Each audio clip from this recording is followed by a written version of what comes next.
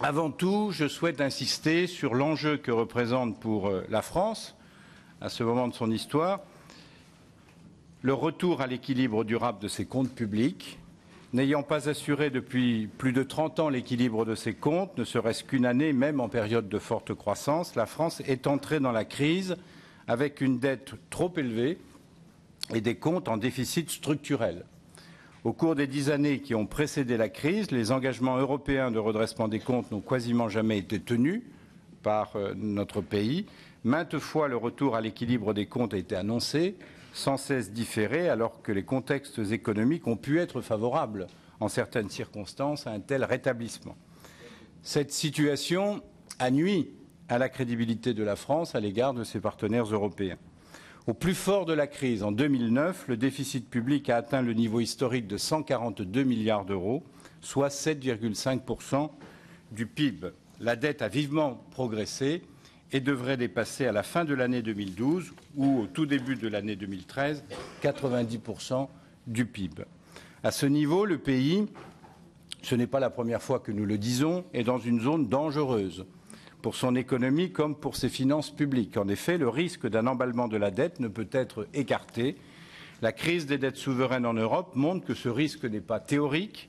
Lorsqu'elles sont avérées, de telles situations conduisent les États concernés à des choix économiques et sociaux drastiques et à un renoncement douloureux à leur souveraineté.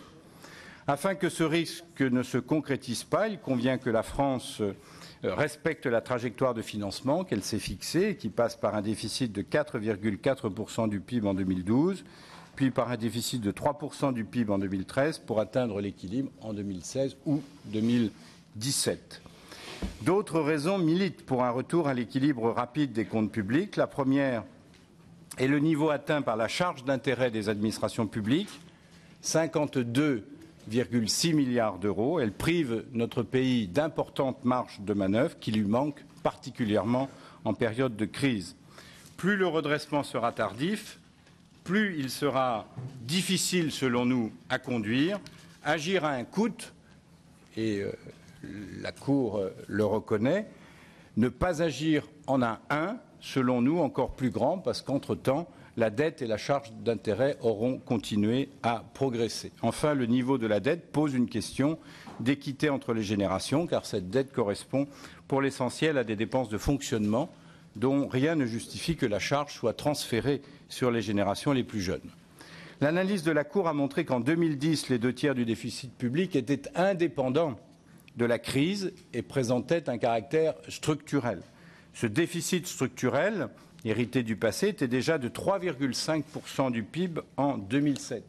Il était très proche de 4% du PIB en 2011.